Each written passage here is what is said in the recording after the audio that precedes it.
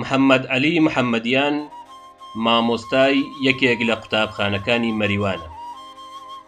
یەکێک لە خوێندکارەکانی مامۆستا محەممەد بەهۆی نەخۆشیەکی تایبەتەوە قژی سەری دەوەرێت و لەباری دەرونیشەوە ئەم هۆکارە ئازاری دەدات کە مەبادا گاڵتەی پێ بکرێت.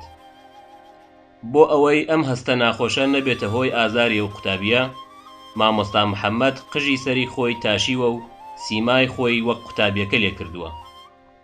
بەدوای ئەودا و لە حرەکەتێکی هێماییندا و سەرەڕای وەرزی سەرما، قوتابیەکانی دیکەش ئەو کارەی مامۆستا محەممەد دووپات دەکەنەوە. ئەم کارە مرۆڤانەی مامۆستا محەممەد وەک مامۆستایەکی کوردی دڵسۆزی منداڵانی کوردستان جێگای ڕێز و شایستەی خۆشەویستیە.